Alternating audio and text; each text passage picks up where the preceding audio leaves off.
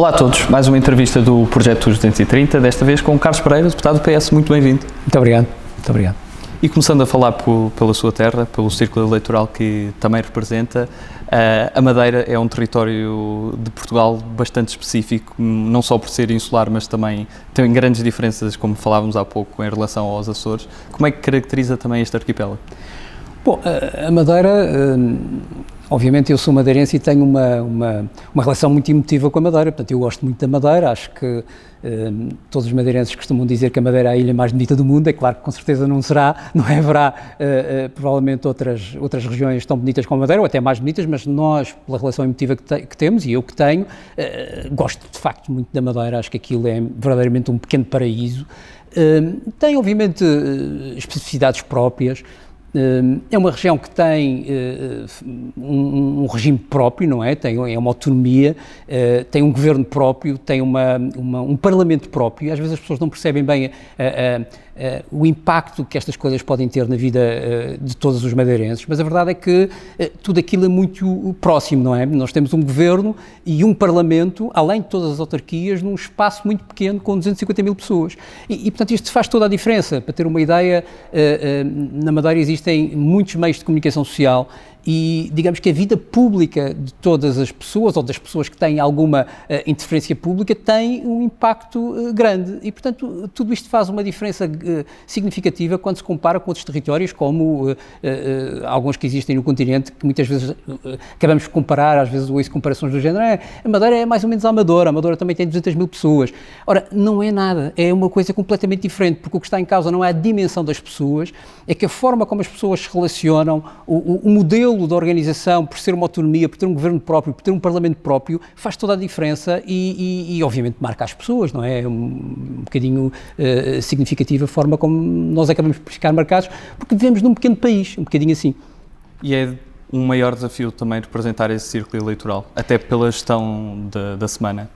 É um desafio muito grande a vários níveis, naturalmente do ponto de vista daquilo que é o desafio político, não é? O desafio político, porque a ideia base é, em qualquer circunstância, nós podemos ter uma postura e uma interpretação dos factos que permita sempre a defesa da região, não é? Isso é muito importante para nós, independentemente de quem esteja a mandar na Madeira, porque aquilo que lhe dizia há bocadinho é muito importante, nós temos um governo próprio na Madeira com um parlamento próprio, e, portanto, alguns dos debates, ou alguns debates que se passam aqui, também se passam lá, dentro da sua especificidade própria. Portanto, o deputado da Madeira, ou mesmo o deputado dos Açores, mas o deputado da Madeira em particular, tem sempre um grande desafio, porque, por exemplo, neste caso em particular, nós temos lá um governo regional que é do PSD e temos aqui um governo que é do PS. E, portanto, há naturalmente um antagonismo para começar partidário, mas depois há interesses regionais que muitas vezes o próprio Partido Socialista pode não estar de acordo, mas que para nós são importantes que sejam satisfeitos. E, portanto, há aqui desde logo uma contradição que nós temos que saber e ser capazes de ultrapassar com o equilíbrio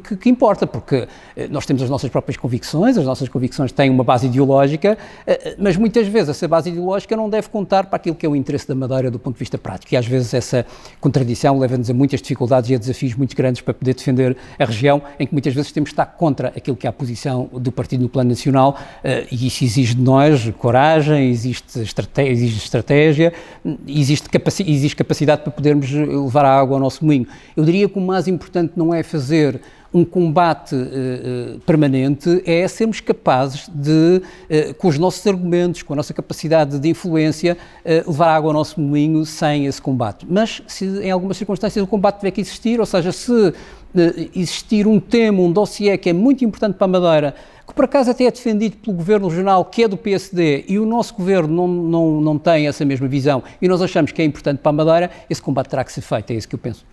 E como é que foi o período de vir estudar para Lisboa, essa adaptação, e porquê economia? Bom, é uma bela pergunta.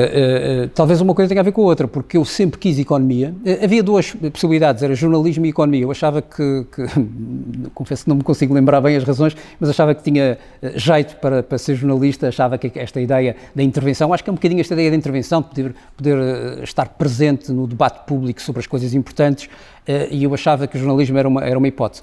Mas eu lembro que na altura eu gostava de matemática e naquela coisa, estas coisas também não têm um racional tão, eu diria, enfim, tão certinho como se possa imaginar. Eu gostava de matemática e havia um conjunto de colegas que também eram de matemática e eu não queria deixar de estar na turma deles. E, portanto, acabamos por ir para matemática e sobrou economia.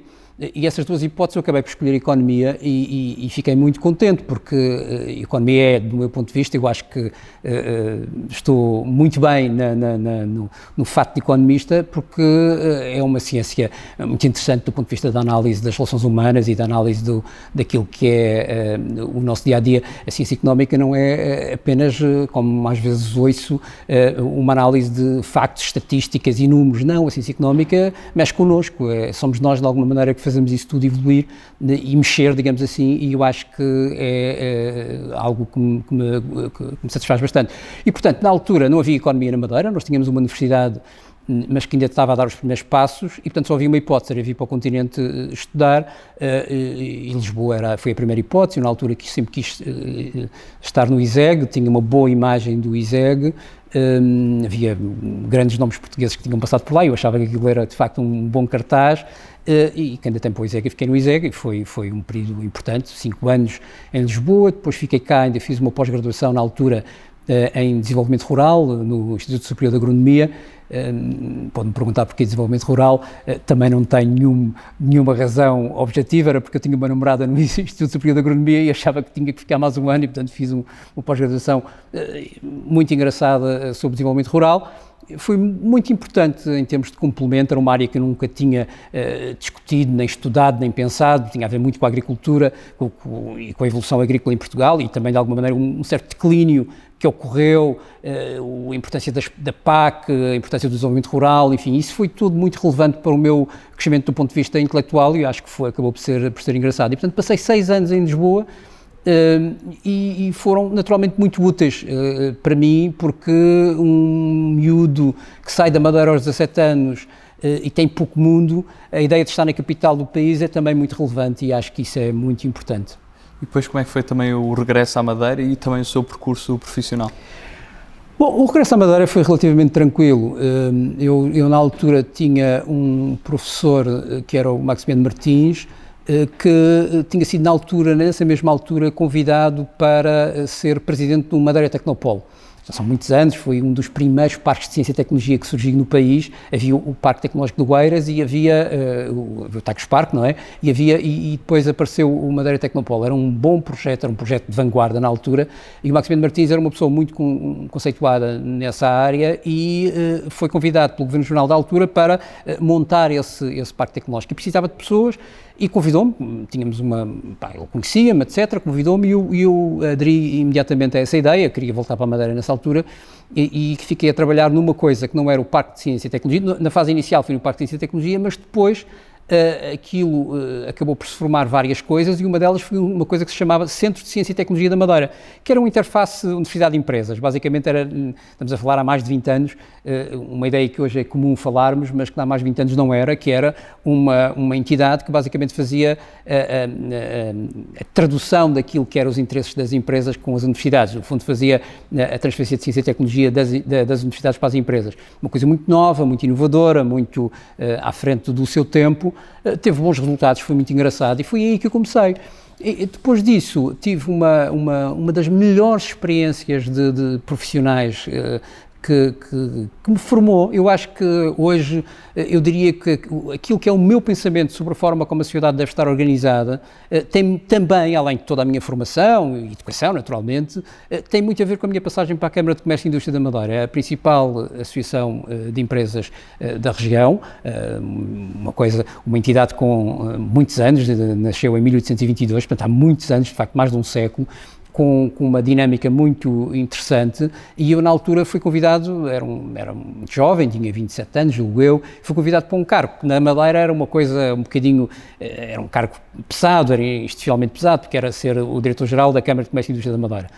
E foi uma experiência fantástica porque eu tive a oportunidade de modernizar essa entidade. Era uma entidade que estava parada no tempo, tinha poucos associados, tinha associados tradicionais, aqueles que de alguma maneira mantinham a entidade, mas era preciso dar corpo a um progresso diferente ali na Câmara de Comércio, uma modernização da Câmara de Comércio, e foram 7 anos, eu passei 7 anos na Câmara de Comércio absolutamente excepcionais, em que nós de facto modernizamos. Eu posso dizer que hoje vejo a Câmara de Comércio e Indústria da Madeira como uma atividade muito pujante, uma intervenção pública muito significativa, a ser ouvida pelos governos, portanto, com uma atividade, como eu julgo que deve ter as associações desta natureza, e neste caso de defesa do tecido económico regional, e para mim teve uma importância significativa. É claro que pelo meio houve algo que acontece muito na Madeira, quem não me conhece não perceberá muito isto que eu vou dizer, mas que é uma partidarização muito significativa, ou se preferir uma politização muito significativa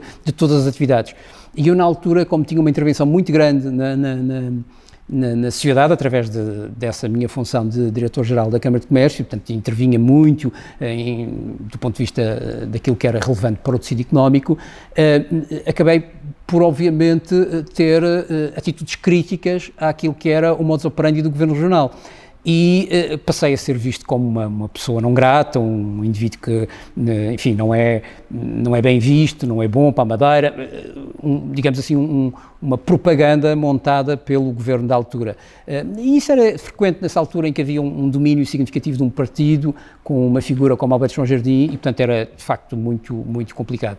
De resto, eu devo dizer com muita vontade hoje que encerrei esse capítulo em 2015, exatamente quando pouco tempo vim para a Assembleia da República, quando escrevi um livro sobre aquilo que eram os anos do Jardim. E isso foi muito importante para mim, porque não só coloquei no papel aquilo que eu achava que tinha sido a evolução da Madeira ao longo dos anos, como encerrei esse capítulo que foi muito duro, de combate muito político, muito epidérmico, digamos assim. A Assembleia Regional nessa altura era muito violenta, eu julgo que só estando lá a assistir àqueles debates é que era possível perceber como é que era possível aquilo acontecer.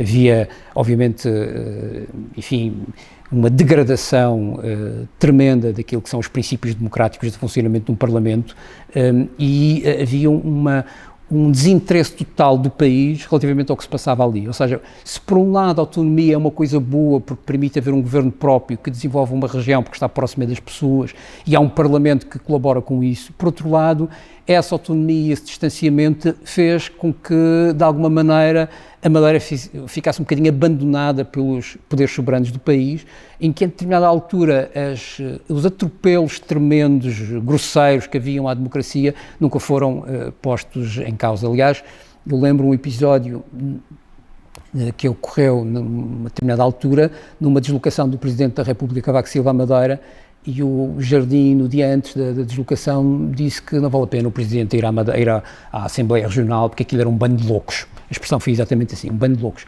E o Presidente da República não foi à Assembleia. Recebeu alguns deputados no hotel. Isto era uma demonstração da forma como as coisas corriam. Para terem outra ideia da dimensão das coisas, uma altura em que eu fui deputado regional, eu já ultrapassei aqui uma fase, mas fui deputado regional e fui Presidente do Grupo Parlamentar do PS na Madeira, e lembro-me que a determinada altura havia diplomas feitos pelo Governo Regional, que, como acontece aqui, o Governo vem ao Parlamento discutir esses diplomas. Ora, o Governo Regional não vinha, mandava para a região, para o Parlamento, e não interessava, não era preciso estar lá um membro do Governo. E nós achámos que aquilo era um atropelo tremendo, e era, de facto, e a determinada altura eu resolvi dizer, bom, é assim, a partir de agora, quando vier um diploma do Governo Regional e não estiver presente um membro do Governo Regional, nós saímos todos da Assembleia. Nós, a oposição, falei com a oposição toda e saímos todos da oposição. Isto é preciso compreender que estávamos um domínio total do PSD, como do Jardim, eram maiorias absolutíssimas deles. E o que aconteceu, e isto é um episódio muito interessante, o que aconteceu é que no dia em que dissemos isso, de facto veio um diploma e não apareceu ninguém do Governo. E, portanto, toca fazer aquilo que tínhamos combinado, saímos todos da Assembleia. Ora, quando saímos todos da Assembleia, as agendas da Assembleia Regional eram agendas corridas, não é como aqui em que se define 5 pontos e o dia tem os 5 pontos para discutir. Não, aquilo iam entrando pontos, diplomas, e ficavam corridos. Chegávamos a ter 70 diplomas para discutir. Ora, o que é que o PSD faz nessa altura? Nós saímos, o PSD aprovou ou reprovou todos os diplomas da agenda. E, portanto, nós acabamos, escutou a agenda, disse, pá, pronto, ok, é assim, então a gente vai em 5 minutos, tudo o que era deles aprovaram, tudo o que era da oposição reprovaram, e pronto, acabou. Portanto, este tipo de situação levou-me depois a fazer uma coisa que eu ainda me lembro hoje com alguma preocupação até com aquilo que se passou lá, que foi uma coisa que eu chamei Pacto para a Democracia. Eu era líder parlamentar e juntei outra vez os partidos da oposição e dissemos, a gente tem que fazer qualquer coisa. Nós temos que nos juntar outra vez porque isto não pode continuar assim.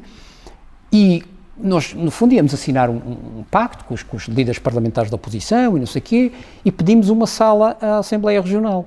e, portanto, para ver a dimensão das coisas, pedimos uma sala, eu já li o Presidente da Assembleia, naturalmente um ilustre deputado do PSD, recusou literalmente a sala. Ou seja, nós tivemos que fazer uma assinatura de um pacto para a democracia na rua do Parlamento, que é uma coisa inacreditável. E, portanto, isto para dar uma ideia do que eram aqueles tempos em que havia verdadeiramente não apenas uma luta por uma sociedade melhor, por um progresso maior, por uma modernização da Madeira, mais infraestruturas, melhor utilização dos dinheiros, mas havia também uma luta evidente pela democracia, para que todos pudessem ter igualdade de oportunidades no que diz respeito à sua intervenção pública, e isso não existia, porque o Jardim tinha uma coisa muito eficaz, que era, ele era consequente naquilo que dizia. Ele era consequente quando apontava um dedo a um indivíduo que tinha uma posição diferente da dele. Estou-me a lembrar, eu quando não era político, porque eu só tenho uma intervenção política aos 34 anos, nessa altura, quando estive na ACIF não era político, ele apontava o dedo e a partir daí havia gente mais papista que o Papa. Toda a sociedade madeirense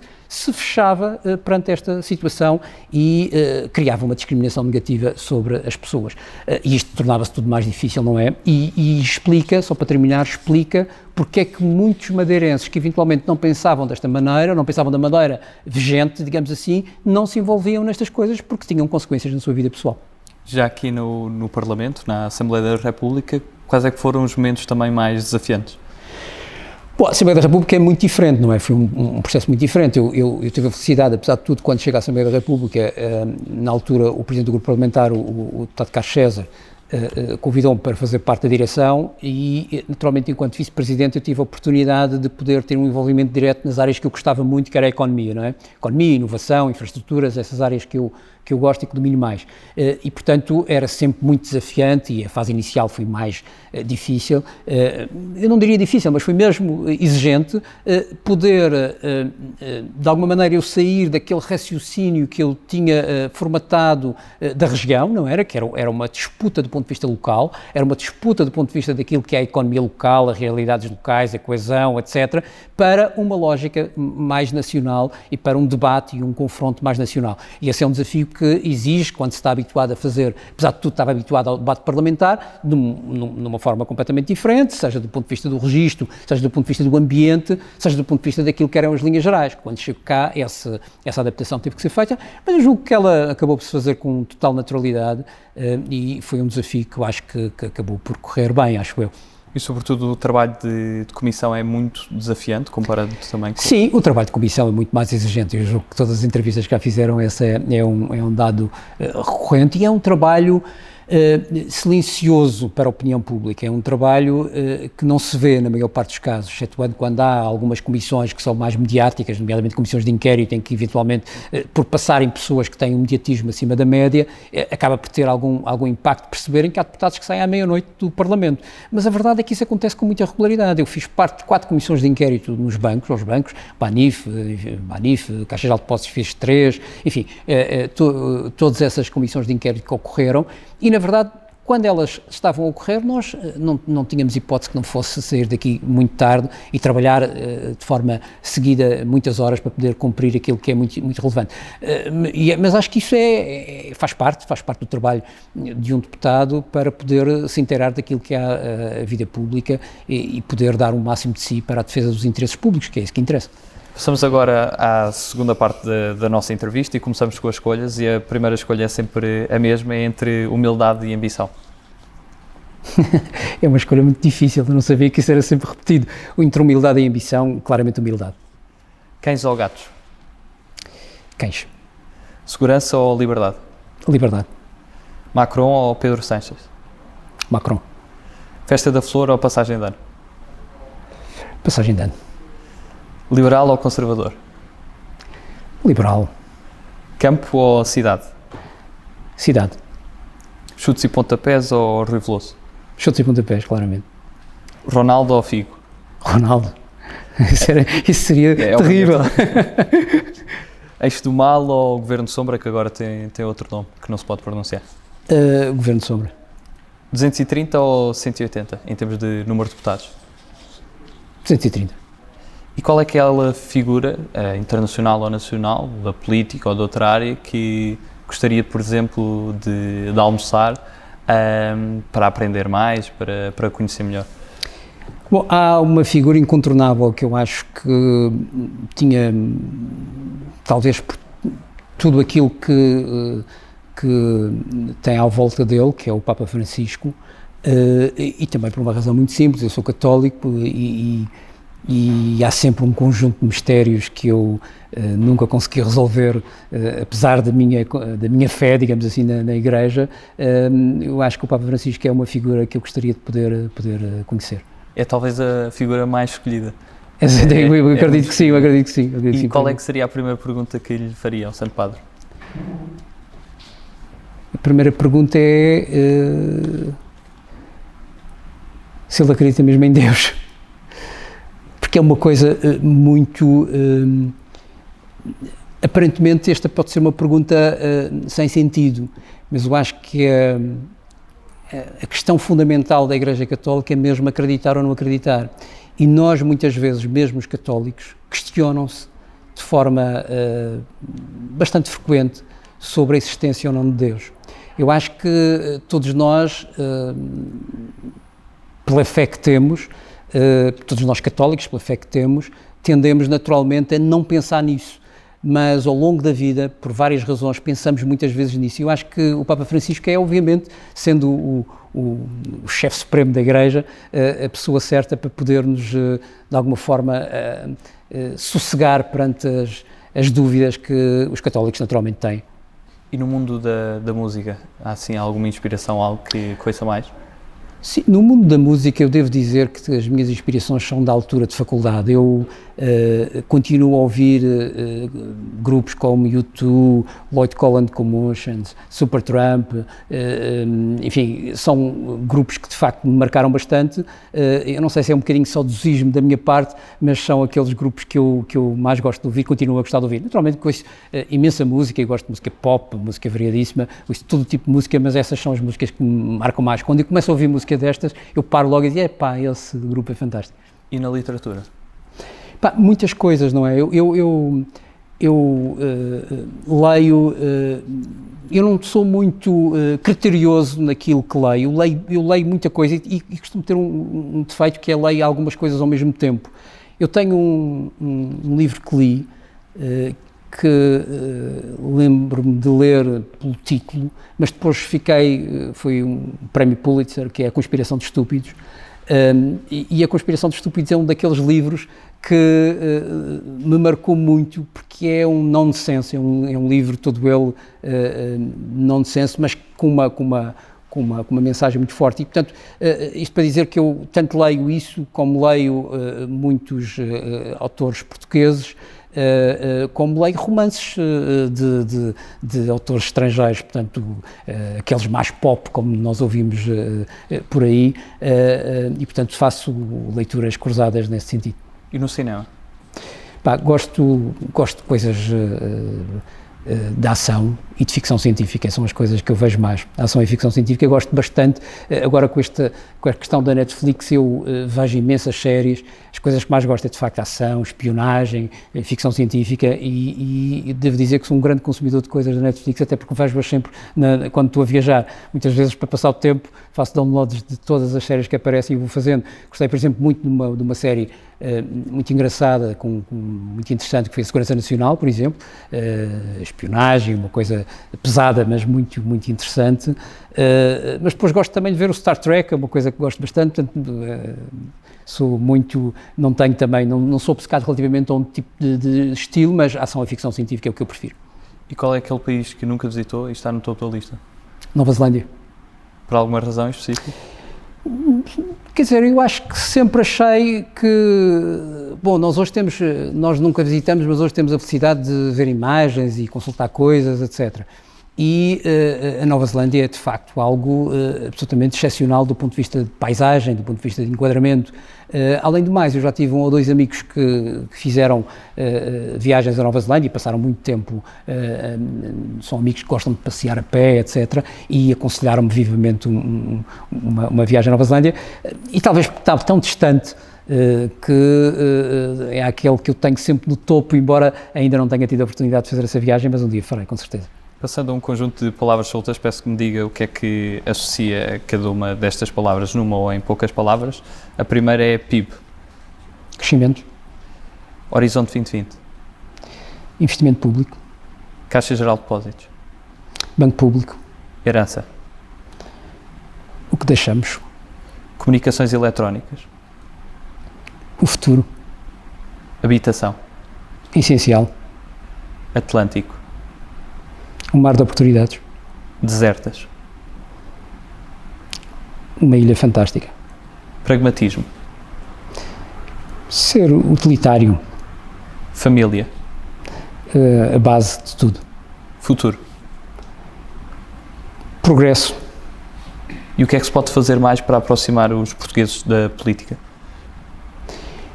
Eu acho que o que é mais importante é nós sermos capazes de estabelecer um diálogo franco com os cidadãos. E nem sempre isso é possível, ou nem sempre isso acontece, melhor dizendo. Um diálogo franco com os cidadãos significa não cometermos erros como mentir aos cidadãos, ou se quiserem faltar a verdade, há quem diga que não, mas pronto, mentir aos cidadãos, não prometer aquilo que não se consegue fazer, criar falsas expectativas, dizer uma coisa e fazer outra. Enfim, há um conjunto de premissas que tem a ver com a ética, que tem a ver com o comportamento, que tem a ver com a atitude, que nós devemos ser capazes de praticar no nosso dia-a-dia. Supendo os cidadãos não confiarem naquilo que dizemos. E eu acho que isso é o grande desafio, não é?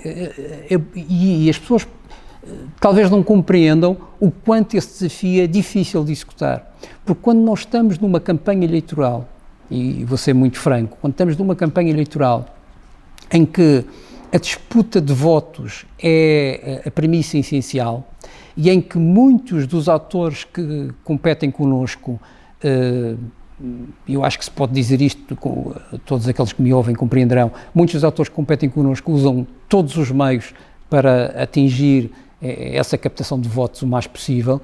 A tentação de ser o mais populista possível, ignorando aquilo que é questões essenciais, que são obstáculos do qual essas promessas não são possíveis de concretizar, é muito grande. E, portanto, o efeito que isso tem no cidadão é tremendo, porque se à primeira vista isso pode ter um resultado positivo na contabilidade dos votos do fim do dia, não é? Do ato eleitoral. Ao longo do tempo as pessoas percebem que nada daquilo era consistente e que de alguma maneira se sentem defraudadas e enganadas.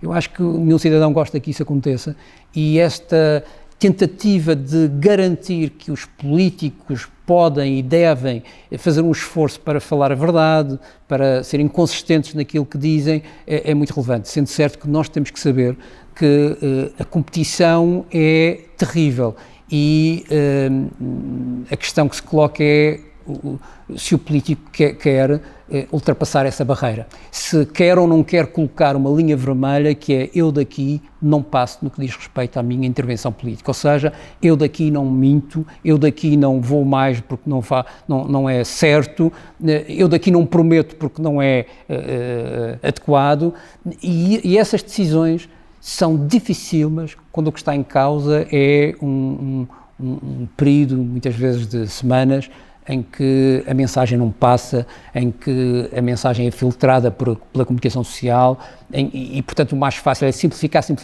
a mensagem, muitas vezes acaba por ser interpretada de forma errada e dá ao cidadão a sensação de que não houve verdade, que não houve consistência e que houve, enfim, uma tentativa de usurpar um voto que não era legítimo porque aquilo que disse não era verdade. E se pudesse resumir Portugal numa palavra, que palavra escolher? O meu país não é uma palavra, é duas, é o país, o meu. E para terminar, que mensagem é que gostava de deixar a todos os portugueses? Bom, eu acho que a melhor mensagem para deixar aos portugueses hoje, depois de todo o esforço extraordinário que os portugueses fizeram nestes últimos anos, designadamente nos anos de uma pandemia absolutamente avassaladora, é uma palavra de esperança, não é? É uma palavra de esperança e de mobilização de todos os portugueses em torno de um projeto de país que representa aquilo que todos nós queremos, e o que nós queremos é, obviamente, coisas muito simples, como progresso, emprego, crescimento económico, solidariedade. Acho que é muito relevante que estas questões estejam todas juntas, porque se isto existir, as questões que eu penso que há questões que apoguentam, peço desculpa usar esta expressão, mas acho que isto é fácil de perceber, apoguentam todos os políticos, que é a pobreza, que é a desigualdade, etc. Essas questões podem ser mais facilmente resolvidas. E, portanto, eu acho que esperança e mobilização em torno dos objetivos que são muito claros é muito importante, e acho que era esta a mensagem que eu gostaria de deixar. Muito obrigado pela sua participação. Obrigado. Terminamos assim a nossa entrevista. Fiquem atentos a mais entrevistas aqui na Assembleia da República. Até à próxima. Muito obrigado.